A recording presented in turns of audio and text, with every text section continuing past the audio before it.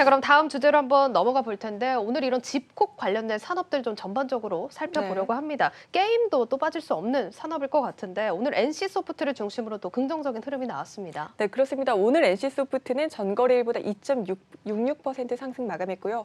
넷마블과 펄어비스도 각각 1.22%, 3.6% 올랐습니다. 네. 3거래일 연속 하락 마감한 넵튠도 오늘은 15.59% 상승 마감했습니다. 네, 게임주들이 전반적으로 또 좋은 흐름 보여준 하루였는데 오늘 뭐 게임과 관련해서 특정 이슈가 있던 건가요? 아니면 뭐 거리두기 강화 효과인가요? 네, 특정한 이슈가 있었던 건 아닙니다. 말씀하신 것처럼 외부 활동을 하지 못하다 보니 집안에서 즐길 수 있는 게임 관련 산업에 이제 관심이 집중된 것도 있고요. 더불어 신작에 대한 기대감도 주가 상승의 요인으로 작용하고 있습니다. 거리두기 강화에 또 신작 출시 기대감까지 적용이 되는 거네요. 네, 그렇습니다. 연말은 게임 신작 발표의 성수기입니다. 네. 간략하게 지수로 흐름을 살펴보면요.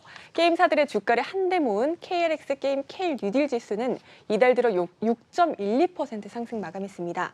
코스피와 코스닥이 각각 3.77%, 4.2% 오른 것과 비교하면 상승률이 두드러지다는 걸 알 수 있습니다. 네, 알겠습니다. 뭐 많은 회사들이 있겠지만 요약해서 보자면 증권가에서 지금 어디에 가장 주목을 하고 있습니까? 증권업계선 NC소프트에 주목을 하고 있습니다. 네, NC소프트 이제 김택진 대표 이제 기사에서는 택진이 형이라고 택진이 하는데 형, 네. 뭐 한 회사 CEO를 이렇게 부르는 건 제가 처음 봐서 어떤 상황인가 봤더니 이제 어제도 경력금을 지급했다 이런 기사들이 나와 있더라고요. 또 아무리 경력금이라고 하더라도 200만 원씩 지급하는 게 쉽지는 않을 것 같은데 실적이 좋았나 봅니다. 네, 그렇습니다. NC소프트는 올해 3분기까지 누적 매출이 1조 8,500억 원을 기록하는 등 이미 지난해 연간 매출을 넘겼습니다. 네. NC소프트는 그동안 신작을 출시하는 등 의미 있는 성과가 있을 때마다 전 직원들에게 보너스를 지급을 해왔거든요.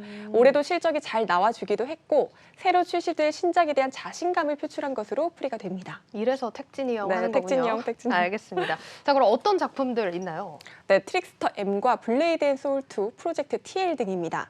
국내 먼저 출시된 리니지 2M은 해외로 서비스 지역을 확대할 예정이고요.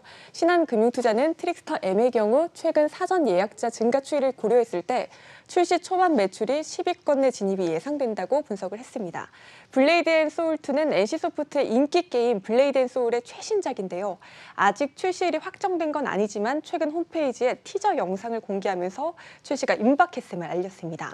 들어보니까 아직 출시 전인 것 같은데 통상 이제 시장에서 어느 정도 인기가 있어야지 주가가 또 이를 반영하기도 하지 않을까 싶었는데 기대감만으로도 이미 주가가 크게 오르고 있는 거네요. 네, 그렇습니다. 게임사들의 주가를 보면 평균적으로 출시 전에도 주가가 기대감을 선반영하는 경우가 많습니다. 사전 예약자 등을 고려했을 때도 시장에서 이 게임이 얼마만큼 흥행하겠다라는 걸 유추해 볼 수 있고요. 블레이드 앤 소울 2 같은 경우는 기존작이 유저층이 워낙 탄탄하다 보니까 기본적인 기대감이 깔려 있습니다.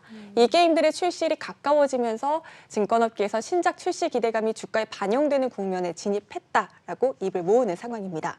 또 업계는 이 신작들을 중심으로 해외 확장도 커지고 또 글로벌 경쟁사들과의 밸류에이션 격차도 좁힐 것으로 전망하고 있습니다. 네, 알겠습니다. 주가가 이렇게 좋다고 하니까 수급 주체도 궁금합니다. 네, 어제는 기관이 215억 원, 외국인이 71억 원가량을 순매수한 것으로 집계되고요.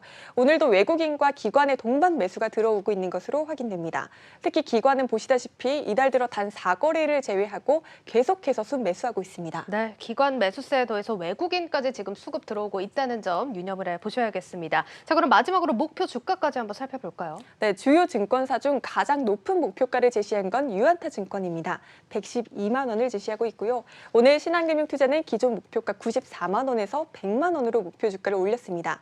대신증권도 최근 95만 원에서 98만 원으로 목표가를 상향 조정했다는 점 참고하시기 바랍니다. 네, 알겠습니다.